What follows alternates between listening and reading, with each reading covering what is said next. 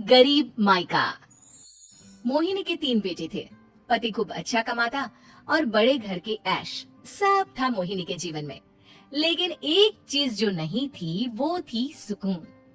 मेरी बहन और मेरा भाई दोनों गरीब, लेकिन मैं मेरे पास तो नोट की बरसात है। तभी मोहिनी की बहन वीना उसके दरवाजे आ जाती है। अरे मोहिनी कैसी है? मेरे घर में ना सिलेंडर खत्म हो गया है। तेरे पास तो इतने पैसे हैं, भरवा देना मेरा सिलेंडर। पैसे जैसे ही आ जाएंगे मैं दे दूंगी। तभी मोहिनी का पति राकेश आ जाता है। क्या है बिना, ये अपने घर की परेशानी हम लोगों के घर ना गाया करो। तुम्हारी बहन को तुम लोगों पर तरस आ जाता है और वो पैसे देने लग जाती है। मुझे ये बिल्कुल पसंद नहीं है। ओ जीजा जी, नहीं, मैं तो वो बस। अच्छा मैं चलती हूँ। वीना वहाँ से चली जाती है। उसके जाने के बाद अच्छा किया जो आपने सुना दिया। अरे न जाने क्या सोचकर मेरे घर आ जाती है कि जैसे यहाँ तो भंडारा भरा है। अरे कितना तो दे दिया। अच्छा जी जरा 1000 तो देना। वो बिन्नी दीदी है ना, उनके घर जा रही हूँ। उनका पोता हुआ है तो मुंह दिखाई दे दूंगी। हाँ हाँ, उन लोगों के आगे तो शो ऑफ किया करो। वो खुद को बड़ा अमीर शो करते हैं ना, दिखा दे कि तू भी किसी से कम नहीं है। हाँ जी, इसी के लिए तो जा रही हूँ। मोहिनी तैयार होकर अपनी बुआ की बेटी के घर जाती है, जहाँ उसके पोते का कार्यक्रम चल रहा होता है। वहाँ वीना भी आई होती है। अरे वीना, क्या जरूरत थी यहाँ आने की? तेरे घर पर गैस नहीं है तो वो भरा लेती। क्या करूँ मोहिनी, बुआ को बुरा लग जाता नहीं जाती तो। वैसे मेरे पास एक जोड़ा बच्चे का कपड़ा रखा था, वही अपनी चांदी के पायल के साथ देने जा रही हूँ। घर पर गैस थी नहीं, सोचा परिवार यहीं खाना खा लेगा, बाकी सुबह का सुबह देखा जाएगा। मोहिनी को बहन पर दया आ जाती है। वो पर्स से 1000 रुपए निकाल कर दे देती है। ले वीना, लेकिन पैसे वापस कर देना, तेरे जीजाजी हिसाब लेते हैं। मोहिनी भी क्या करती, गरीबी में बहन का सहारा ही उसके जीवन जीने का आधार था। फिर एक रोज, सुनिए, भाई के घर बेटी हुई है, मुझे माँ के पास जाना होगा। अरे उस घर में ना कूलर है ना एसी, कैसे रहोगी तुम? हाँ वही सोच रही हूँ कि अकेली जाऊं, बच्चों को साथ ना ले जाऊं। चले जाओ, लेकिन ये जो तुम अपने गरीब परिवार से मिलने चली जाती हो ना, मुझे बिल्कुल अच्छा नहीं लगता। पता नहीं मैं भी कैसे मैनेज करती हूँ, लेकिन क्या करूँ। मोहिनी भाई भाभी के घर आती है। मोहिनी कैसे आना हुआ? तो यहाँ हम लोगों के घर रह लेगी या फिर किसी होटल में रहेगी? क्या हो गया है माँ, मोहिनी को क्यों ऐसे बोल रहे हैं आप? अरे तू नहीं जानती अपनी ननद को, पैसे वाली है ना, तो ऐड कुछ ज्यादा ही है। मोहिनी को माँ की बात का बुरा नहीं लगता है, क्योंकि उसे पता ही नहीं चलता कि माँ उसे जली कटी सुना रही है।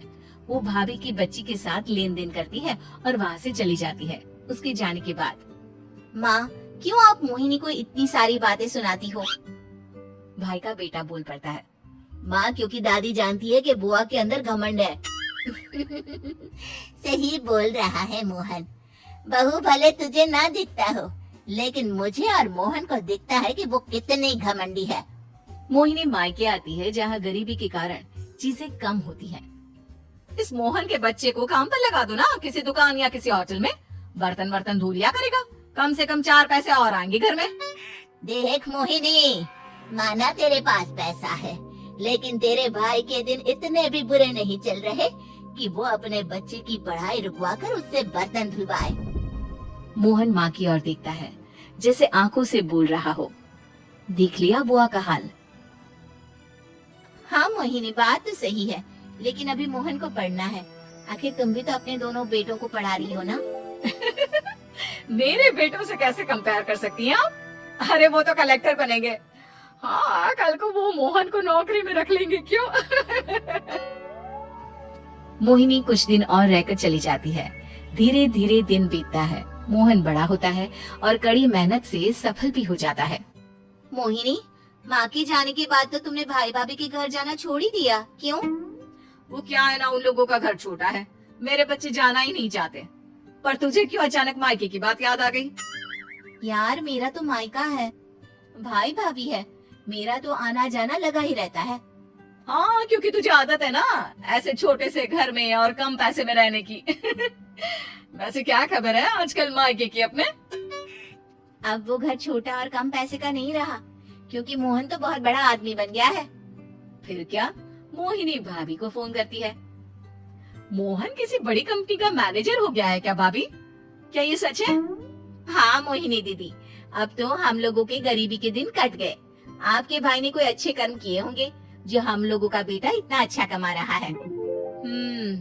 देख लो भाभी, पहले भी आपने कई गलतियां की थी, आप थोड़ा संभल कर चलना। भाभी को मोहिनी की बात समझ में नहीं आती कि वो क्या कहना चाहती है।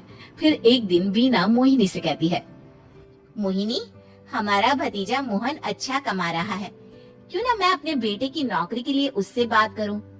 अरे बुआ का बेटा है, ये सोचकर मदद तो करेगा ना।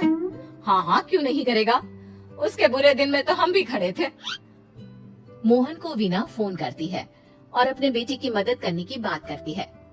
हाँ हाँ बुआ क्यों नहीं, आप सिद्धार्थ को भेज दें, मैं अपनी ही कंपनी में उसकी नौकरी करवा देता हूँ। दिन बीतते हैं, अब वीना के हालात भी अच्छे हो जाते हैं। क्या बात है वीना, तूने भी कार ले ली, वो भी इतनी अच्छी। हाँ मोहिनी, अपने भतीजे के कारण तो हम लोगों के दिन अच्छे हो गए। उसने सिद्धार्थ की नौकरी लगा दी है, वो भी शानदार। ठीक है, लेकिन पैसे ख्याल से खर्च करना।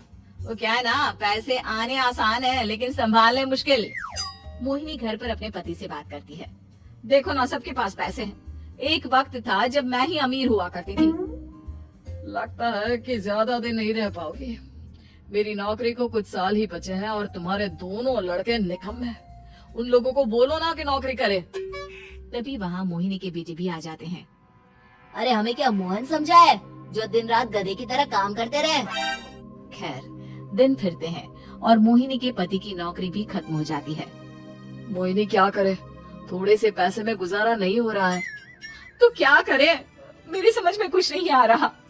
मोहन को बोलो ना कि वो इन दोनों के लिए नौकरी देखे, जैसे सिद्धार्थ के लिए नौकरी देखी है। मोहिनी क्या कहती, उसे अपने वो दिन याद आ जाते हैं जब उसने भाभी से मोहन को नौकर बनने की सलाह दी थी। क्या हो गया, क्या सोच रही हो मोहिनी? यही कि वक्त कभी भी किसी का भी पलट सकता है।